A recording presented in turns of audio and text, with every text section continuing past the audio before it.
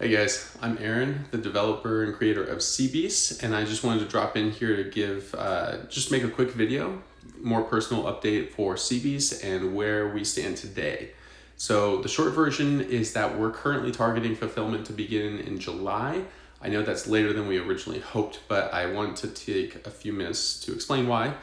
The good news is that we're nearly all the way done with production, and nearly every single file has been submitted. And for the first time, it actually feels like we're almost to the finish line. Before I jump in though, I just wanted to say thank you to our community. This project has taken much longer time to produce than expected. So all the support that you guys have been pouring in with the encouragement on the emails, the comments, the Discord, like everything, it means a lot to me. So we're a really small team, and we're pushing through these final stages. This is a massive project, but your guys' support has been incredible and kept us moving forward every single step of the way. So today I just wanted to cover primarily three different things. The first one is why we taken longer than expected, which we've been kind of like explaining through the past few updates, but I can give you kind of some more deep dives into that as we did on the update. Number two is what's left on production, and number three is like where we stand today. So if you already read through the Kickstarter, a lot of this is kind of the same information. But this is something I want to do going forward, is make a video that kind of accompanies our updates. So you guys get to like see me talking through the things we're working on, and maybe it's a little more fun than just reading through paragraphs of text. Yeah, let's jump into it. Okay, so why have we taken longer? So first off, as I've been explaining on the past few updates, there have been hundreds of small production issues that we've been catching through the process. Back when we got our pre-production copy, like I think it was back in January or somewhere around there, we just found tons of these little things that, it was things like, gaps in the boxes, some air gaps. So like things might be shaking around in there. So we wanted to redesign the packaging to best suit everything. We got some of the boxes behind us right now. They're actually really big boxes. So hopefully you got some shelf space ready for them. But we have packed a ton of content in there, and we just really wanted to make sure that everything is properly secured, so you don't get damaged products from us, and have to go replace them later. So other things like misprints on cards. Sometimes like there was spot UV textures that were missed, specifically on this box too. Like we wanted to put like all this cool UV spotting on like the beast eyes and the textures and stuff, and some of these things were just missed on the print, so we needed to go back and make sure the printer had the right the files, they knew how to use it correctly. But ultimately, like a lot of these little issues probably wouldn't have been seen by most of you guys. But we're printing 10,000 copies on just the first print run, which is insane.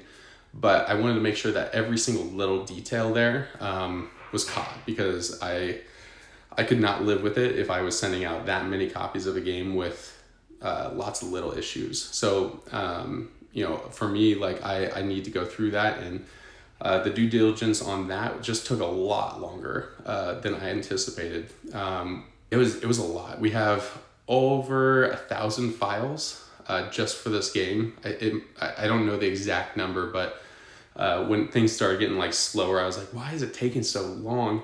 And then I kind of like started counting through how many files we were editing and sending over to the printer. I was like, oh, this is like, we're talking like the high 800s all the way into the thousands, like for how many files that we had to like adjust. So that really brings us to like the second point of this video, which is like what is left. We have the campaign rulebook, the appendix, and a handful of story cards. So we intentionally left these three things more towards the end of our development production, just because they have a lot of touch points on a lot of other things that we've been designing. So a couple months ago, we actually did release a TTS. That's a tabletop simulator version of the game. And our Discord community has just been playing that through and through, which has been really great because we've gotten good feedback. We've seen a lot of really unique scenarios too, just with the base game. And so we wanted to make sure, specifically for the appendix, that we were kind of capturing all of those rule subsets, timing sequences within battles, because the timing for things gets a little wonky when you get some like really unique beasts in play with different Vikings, and then also just different effects on the game itself. So we wanted to make sure that we kind of captured as much of like the mainstream things that you'll be experiencing when you're playing through the game. Ultimately, we'll probably do an online appendix that will kind of abbreviate from there, expanding on the things that our community finds even after fulfilling. But ultimately, we wanted to make sure that the appendix was really useful for the gameplay. And the other thing with the campaign too, when we were doing the Kickstarter campaign back in late 2024, the campaign was going to be totally different. It was going to be just like objectives, kind of checking boxes, recording like high scores, and some subtle like lore behind it. But because the campaign did so well and so many people were invested in this world, I really felt that we could expand on the story and just this world of sea beasts. And so a lot of the last year has been just writing. So A Bloody Voyage is ultimately like the origin story of sea beasts, and we really wanted to take intentional time to set up not only just this game, but set up the foundation to expand on this world later. So that was really exciting.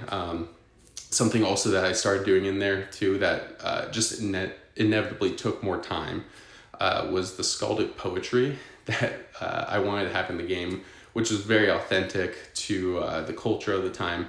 But I found out that the skaldic poetry style was actually one of the most complex rule systems for poetry ever to exist.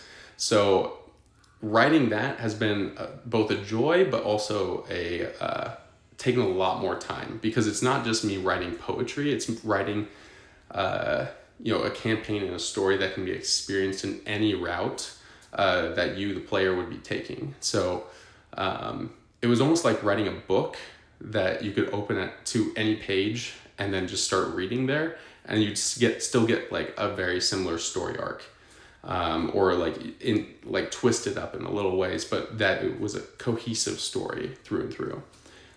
So the cool thing with the poetry though is that based on your decisions and like the timing of how you do things in the campaign, it actually is going to be writing an true Icelandic styled legend for each Viking.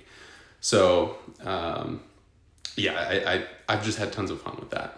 Okay, so number 3, where we stand today, most of our components have already been manufactured. Pretty much every non-printed component, that's like dice, injection molds, acrylic pieces, trays, like almost everything has already been manufactured, and they're just sitting in boxes in the warehouses of our manufacturer. So once we get these final few print files over to them for the 3 things I mentioned, the campaign rulebook, the appendix, the story cards, once I send those over, it's just a straight print, assemble, and then ship. So it's something I've been expecting to do almost week to week as we've been working through this last month, because we are so close. But this like last 10% of the project is just where we're catching these little things, and it's worth our time to go fix. So in that said too, we've also been, while we've been finishing Sea Beasts, we've also been we have 4 other games kind of in the hopper, ready to go. They're much smaller games in comparison to Sea Beasts, but we intentionally delayed the launches of those. We actually intended to launch those starting pretty early this year, but we've pushed those back until Sea Beast was to a place that we felt good, basically a place where our hands were completely off. So in the coming weeks, you might be start seeing some other stuff that we're teasing out there, because we are so close to wrapping this project up. We're excited for the next ones. We're excited for you guys to see Sea Beasts in its true form, and I'm excited because this world is just getting started. So thank you guys again for all the love and support. It really does mean a lot. The best thing from this journey has been creating this community that we have of gamers all across the world. So we are excited to keep making games, start making our team a little bit bigger so you guys can hear from us more regularly like this. And yeah, hope you guys enjoyed this update. Let me know in the comments if you guys want to see more video content like this. I'm just learning it, so hopefully we can do more in the coming weeks too. But yeah, our next update will be coming out on June 23rd. I know that there's a lot of people that are really eager for our different updates. They take a long time to put together. We're gonna keep our cadence about once a month.